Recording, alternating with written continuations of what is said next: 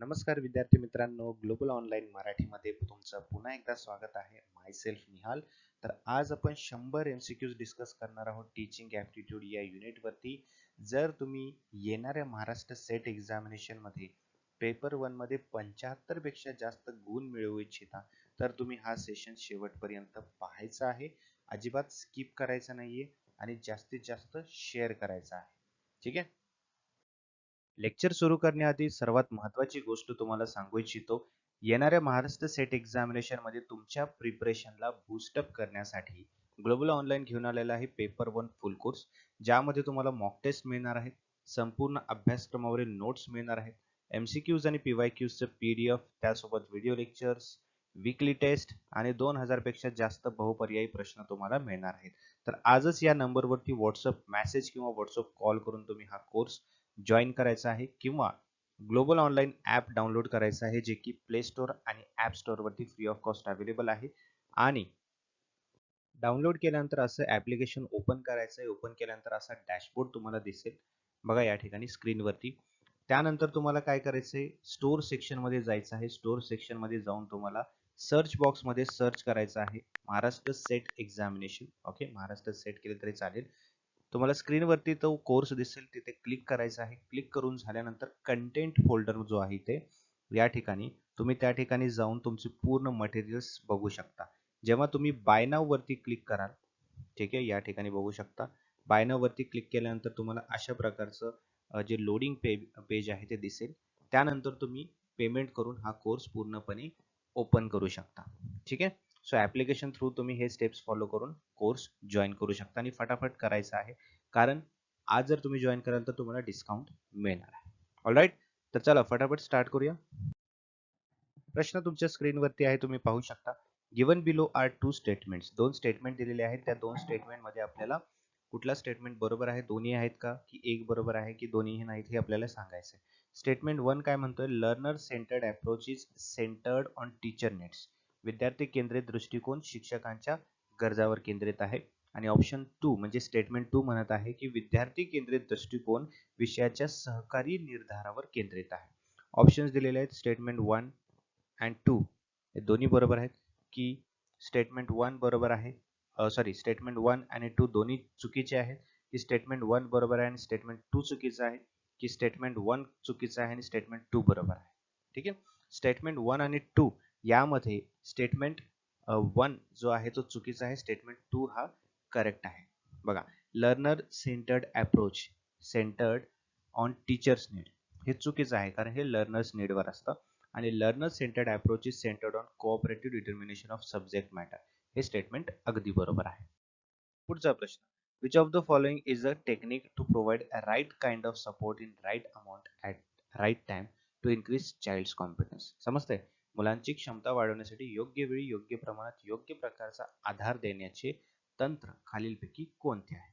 स्कॅफोल्डिंग, assistance, accommodation की schemes. Okay, तर याचं राईट आन्सर आहे ऑप्शन 1, दॅट इज स्कॅफोल्डिंग. ठीक आहे, स्कॅफोल्डिंग त्याला म्हटलं जातं, ज्या ठिकाणी योग्य वेळी योग्य प्रमाणात योग्य प्रकारचा आधार देण्याचे तंत्र त्याला म्हणतो. स्वयंप्रभा हे 40 DTH चॅनलद्वारे सुरू केलेले शिक्षण व्यासपीठ आहे. ते 24/7 उपलब्ध आहे. ठीक आहे. Ministry of human resource and development, now ministry of education, university Grant commission, consortium for educational communication और all India council of technical education. So basically हे कोणाच्या द्वारे किंवा कोणी हे इनिशिएटिव्ह घेतलेलं आहे असा प्रश्न आहे. सो ऑब्व्हियसली याचा राईट आन्सर आहे ऑप्शन ए किंवा option 1, ministry of human resource and development. ठीक आहे, आलं लक्षात. पुढील प्रश्न, शिकणारा तिच्या किंवा त्याच्या मागील योजना एकत्र करतो किंवा नवीन अनुभवानुसार त्यामध्ये बदल करतो. विद्यमान स्कीमा एकत्र करणे, परिवर्तन करणे आणि नवीन स्कीमा गाठणे या प्रक्रियेला काय म्हणतात. अकोमोडेशन, ॲसिमिलेशन, ॲडॅप्टेशन की इक्विलिब्रियम. सो राईट आन्सर आहे अकोमोडेशन. त्याला काय म्हटलं जातं, अकोमोडेशन असं म्हटलं जातं. Which of the following curriculum म्हणजे खालीलपैकी कोणत्या अभ्यासक्रम विकास मॉडेल तांत्रिक वैज्ञानिक मॉडेल अंतर्गत येतात, है ना. म्हणजे या दिलेल्या ऑप्शन्स पैकी कुठला असा करिक्युलम डेव्हलपमेंट मॉडेल जो आहे तो टेक्निकल सायंटिफिक मॉडेलच्या अंतर्गत येतो. ठीक आहे. Open classroom model, Taba's model, Weinstein and Fantini model की Rogers model of interpersonal relations. Option C Weinstein and Fantini model जे आहे ते टेक्निकल सायंटिफिक मॉडेल म्हणून संबोधलं जातं. खालीलपैकी कोणते विधान अध्यापनाच्या मंथन पद्धतीचे उत्तम वर्णन करते? Production of large number of ideas, मोठ्या संख्येने कल्पनांचे उत्पादन की फीडबॅक सह लहान चरण सादरीकरण, small step presentation with feedback provided की सुस्पष्ट भाषेत सामग्री वितरण की सहभागी मध्ये थीम आधारित संवाद.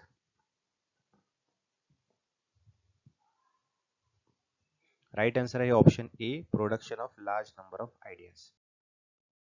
खालीलपैकी कोणते विद्यार्थी केंद्रित दृष्टिकोनाचे मुख्य गुणधर्म आहे? ए हे कठोर अभ्यासक्रमावर आधारित आहे, बी हे विषयाच्या सहकारी निर्धारावर केंद्रित आहे, सी हे प्रामुख्याने शिक्षकांच्या गरजावर केंद्रित आहे की ऑप्शन डी हे एक्सपोजरच्या परिवर्तनशीलतेवर भर देते. ठीक आहे. खालील पर्यायामधून योग्य उत्तर निवडा. फक्त ए बी डी, फक्त ए अँड सी, फक्त बी अँड डी आणि फक्त बी आणि सी.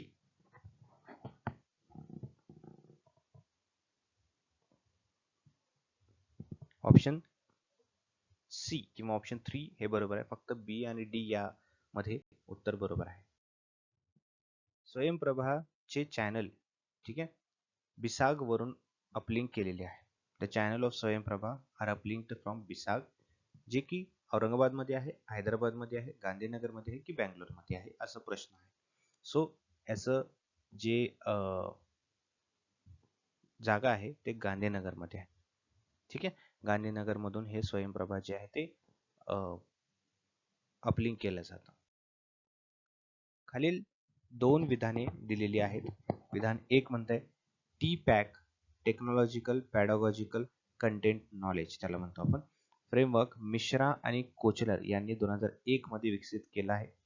आणि ऑप्शन 2 किंवा विधान 2 म्हणतंय टी पॅक फ्रेमवर्क मध्ये एकूण 6 घटक असतात. ठीक आहे.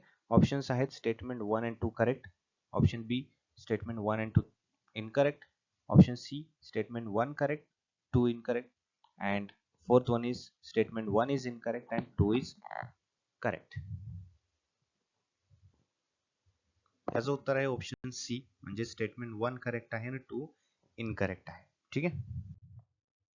खालीलपैकी कोणते विधान मूल्यमापन प्रक्रियेमध्ये समेटिव्ह इव्हॅल्युएशनचे सर्वोत्तम वर्णन आहे? ठीक आहे. शिक्षक वर्गातच विद्यार्थ्यांचे शंकांचे निरसन करतो.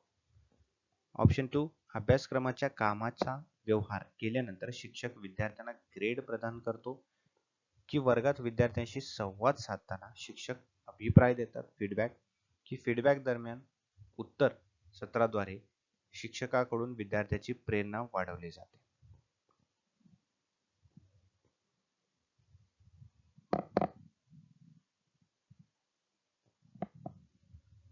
ऑप्शन 2 हे बरोबर आहे. Teacher awards grades to the students after having transacted the course work. जेव्हा विद्यार्थी त्यांचा कोर्स पूर्ण करतात किंवा चांगली कामगिरी करतात त्यांना अवॉर्ड्स दिले जातात. ठीक आहे. पुढील प्रश्न. खाली दोन विधाने दिलेली आहेत. विधान 1 म्हणत आहे रचनात्मक मूल्यमापनात विद्यार्थ्याची एकूण कामगिरी वर्षाच्या शेवटी पालकांना कळवली जाते. आणि विधान 2 म्हणत आहे एकत्रित मूल्यमापनात शिक्षक वर्गातील विद्यार्थ्यांच्या शंकांचे स्पष्टीकरण करत असतात. ठीक आहे. दोन्ही स्टेटमेंट बरोबर आहेत की दोन्ही स्टेटमेंट चुकीचे आहेत? स्टेटमेंट 1 बरोबर आहे आणि 2 चुकीचं आहे की स्टेटमेंट 1 चुकीचं आहे आणि 2 बरोबर आहे?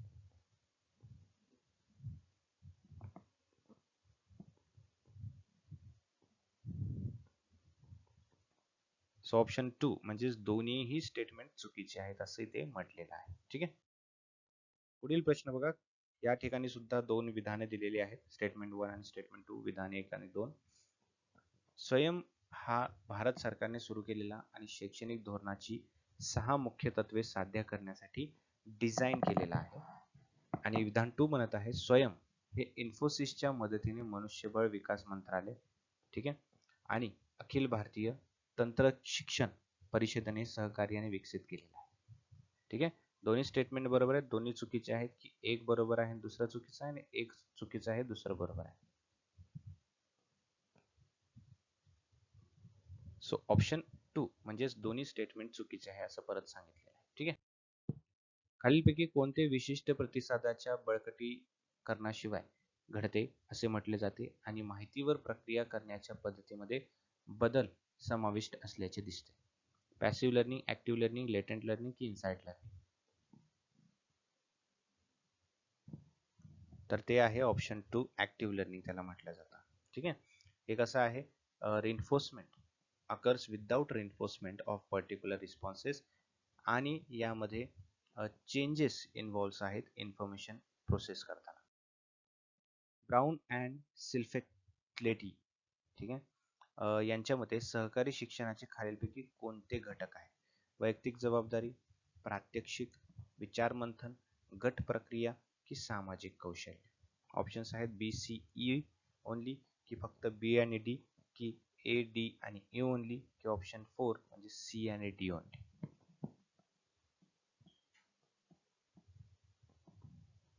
ऑप्शन सी म्हणजे ऑप्शन 3 हे बरोबर आहे. ए डी आणि ई ओनली बरोबर आहे, म्हणजेच इंडिव्हिज्युअल अकाउंटेबिलिटी, त्यानंतर ग्रुप प्रोसेसिंग आणि सोशल स्किल्स.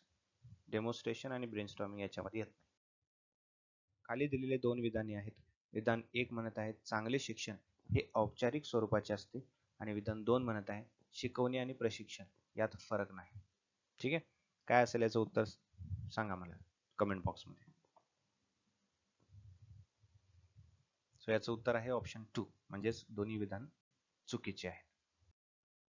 खालीलपैकी कोणत्या प्रकारचे पॅडलेट ऑनलाईन टूल वापरता येईल? आभासी भिंत तयार करण्यासाठी, फाइल्स अपलोड करण्यासाठी, सहयोगी कार्यासाठी की चित्रे आणि मजकूर पोस्ट करण्यासाठी? ऑप्शन्स आहेत ए आणि डी, ऑप्शन 2 बी आणि सी, ऑप्शन 3 सी आणि डी आणि option 4 a b c d की चारही?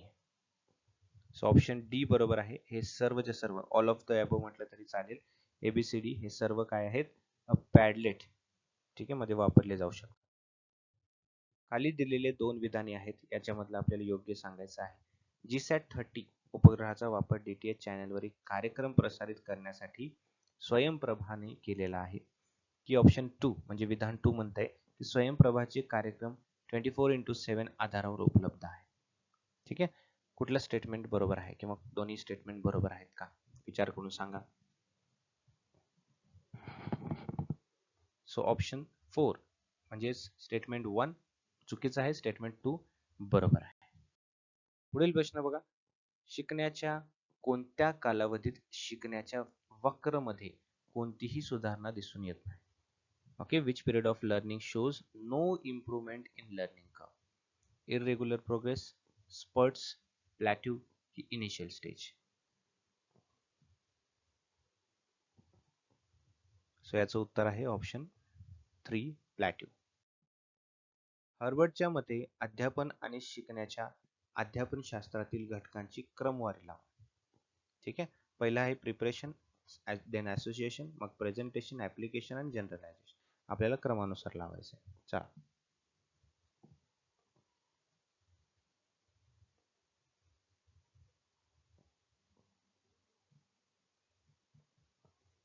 सो राईट आन्सर आहे ऑप्शन सी म्हणजे ए सी बी आणि डी. पहिलं प्रिपरेशन, मग प्रेझेंटेशन, मग असोसिएशन, मग जनरलायझेशन आणि लास्टली ऍप्लिकेशन. ठीक आहे, आलं लक्षात? पुढे दोन विधान दिलेले आहेत, त्याबद्दल आपल्याला बरोबर चुकीचं सांगायचं आहे. विधान 1 म्हणते की प्रवेशाची वर्तणूक म्हणजे अध्यापन शिक्षण प्रक्रिया पूर्ण झाल्यानंतर शिकणाऱ्यांचे क्रियाकलाप आणि प्रतिसाद. ठीक आहे, आणि विधान 2 म्हणते की टर्मिनल वर्तन हे शिकवण्याच्या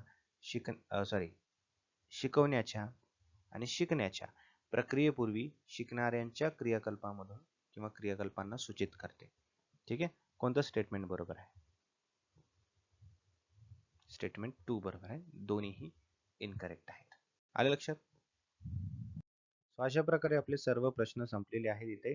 thank you so much for attending the sessions. आणि हे प्रश्न तुम्हाला एक्झामिनेशन मध्ये डायरेक्टली इनडायरेक्टली विचारले जाऊ शकतात. सो त्यामुळे याचं रिव्हिजन करत राहा. ठीक आहे. आणखीन एक गोष्ट, पेपर 2 चा कोर्स सुद्धा जॉईन करायचा आहे आजपासून, जेणेकरून तुम्हाला पेपर 2 मध्ये सुद्धा काही अडचण येणार नाही. ठीक आहे. चला, बाय बाय एव्हरीवन.